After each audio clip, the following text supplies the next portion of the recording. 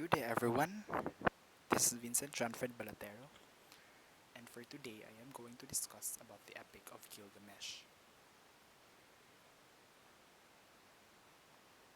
So, Epic of Gilgamesh belongs to the era of literature in the classical period. So, for the author, also the author or authors of Gilgamesh are lost to antiquity. The study of its authorship instead focuses on the epic's first recording, compilation, and rediscovery. So it means that based on my research, Sinlikwi Unini was the one wasn't really the main author or the one who wrote the Epic of Gilgamesh, but instead he was remembered for the one who compiled the best preserved version of this epic.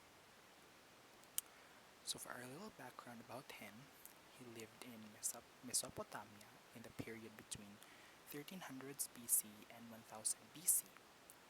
He was a scholar, a priest, a poet working in Babylon around 1200 BCE and used this proto-epic as he revised the more ancient stories of Gilgamesh to create what is known as a standard version of Gilgamesh. He was so simply means that he didn't only compile the best preserved version of this epic, but also he was also known as he revised the more ancient stories of Gilgamesh to form or to create what is known today the standard version of Gilgamesh.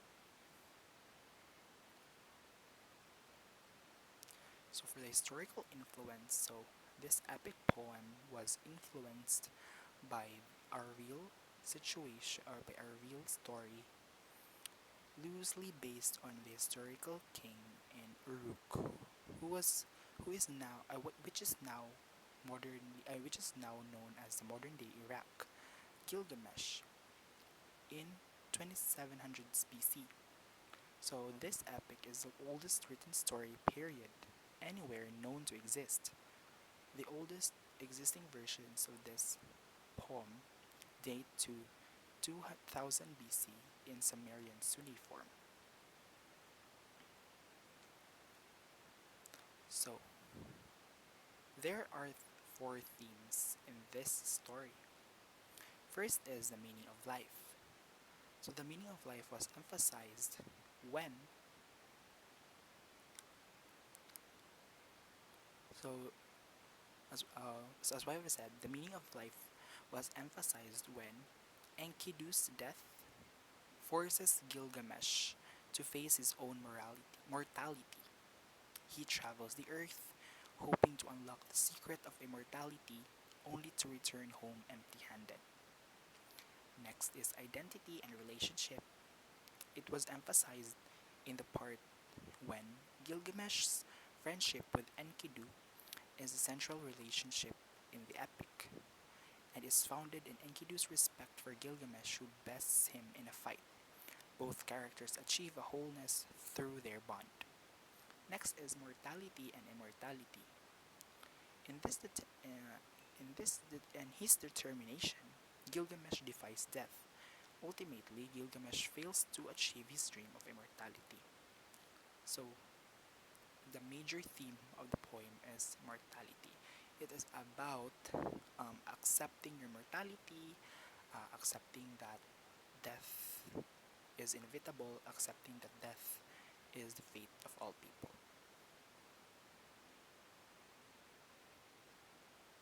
So the characterizations. So these are the characters. First are the human characters.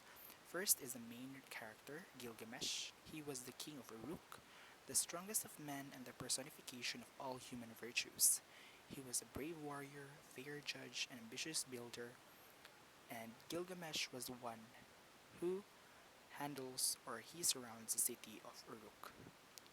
Next is Enkidu, the companion and friend of Gilgamesh. He was a hairy-bodied and brawny. Enkidu was raised by animals. Next is the Pistim. He was he was Gilgamesh's friend or he was the only person who was granted by the gods eternal life. Not only him, but also his wife. Urshanabi. Urshanabi was the one who pilots a small ferry boat across the waters of death to the faraway place where Utnapishtim lives. He loses his privilege when he accepts Gilgamesh as a passenger, so he returns with him to Uruk. So for the deities and goddess and or gods, first is Aruru. He was the goddess of creation who fashioned Enkidu from clay and her spittle. So he was the one who created Enkidu. Next is Humbaba. He was the fearsome demon who guards the cedar forest forbidden to mortals. He was the demon or the monster who was killed by Gilgamesh. Next is Enlil. He was the god of earth, wind, and air, a superior deity. But Enlil is not very fond of humankind. And lastly is Ishtar. He was the goddess of sex love who offered wealth and power to Gilgamesh if he will marry her.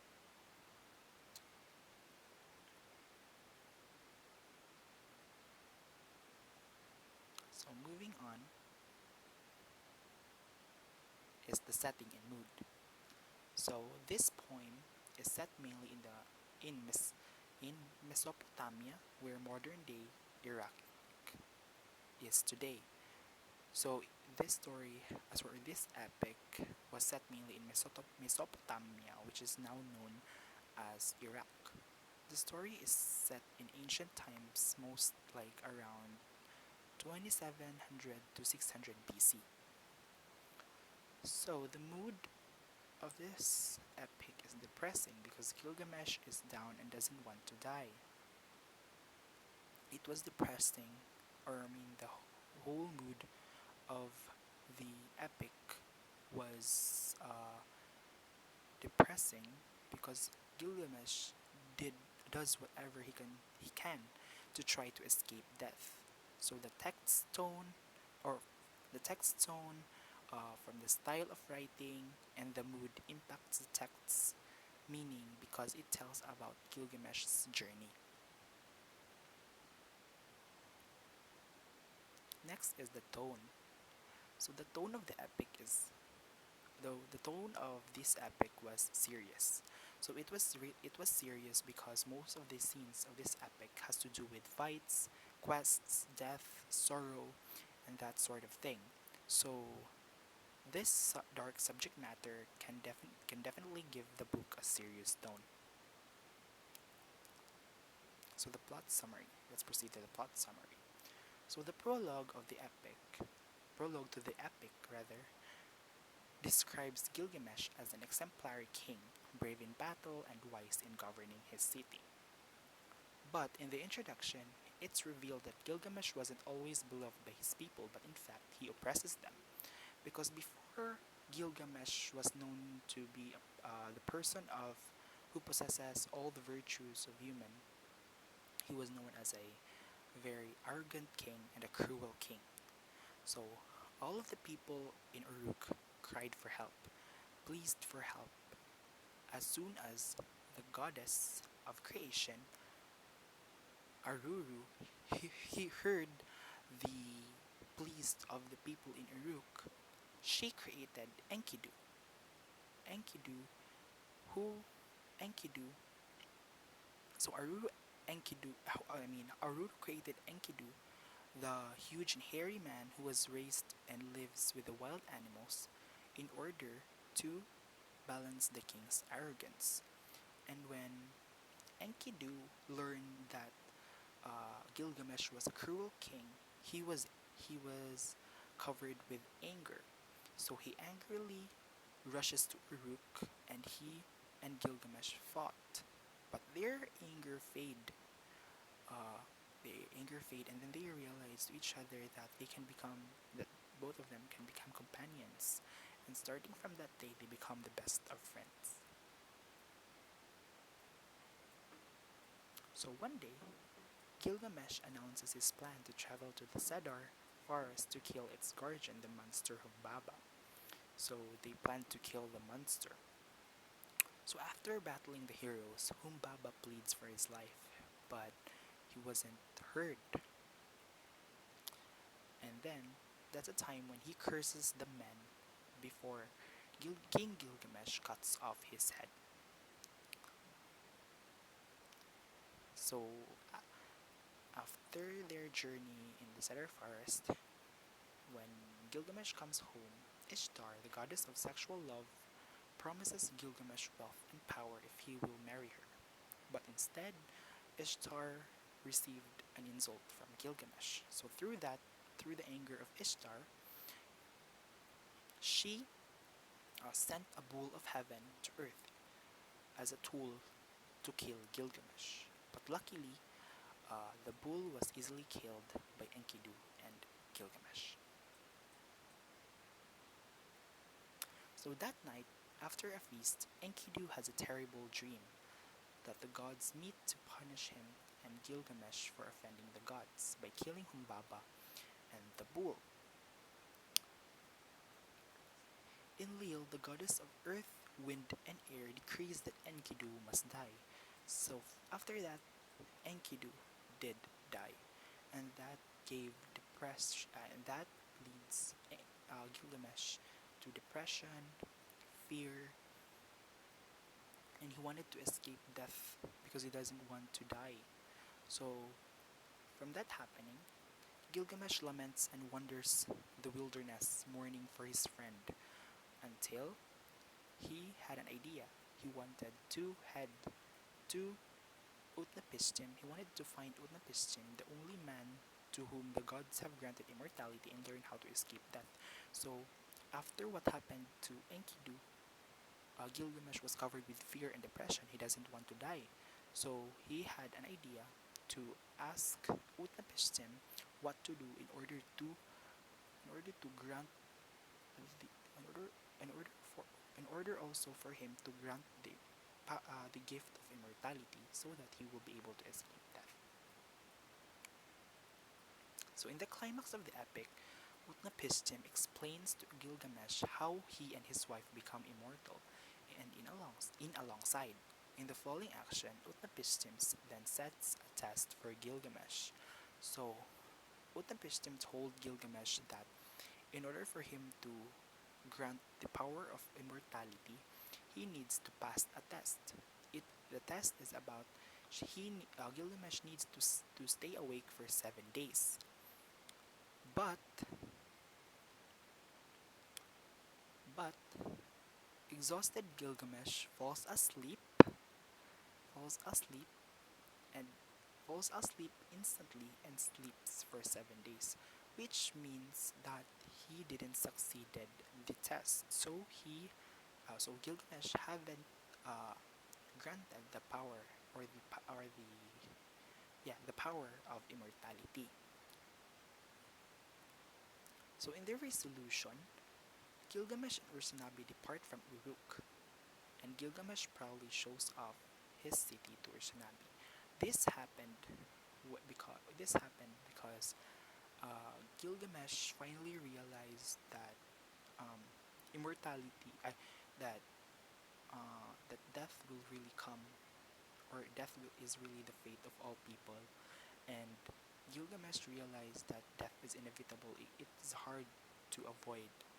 So instead, since he realized that he he travels around the world and tries to get the thing that he couldn't have, he realized to depart back to Uruk. And then Gilgamesh proudly shows off his city to Ursunabi.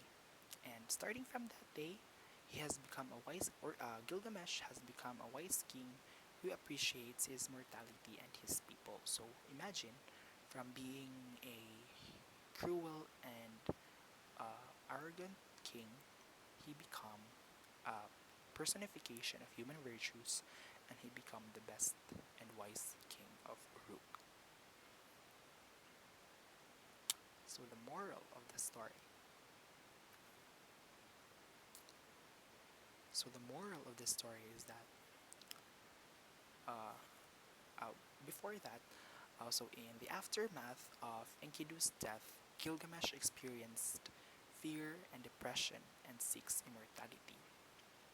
So, through what happened to Gilgamesh, he was really covered with fear and depression, and he wanted to avoid death as well because he doesn't want to die. But in the end of the day, Gilgamesh learns that death is the fate of all humans.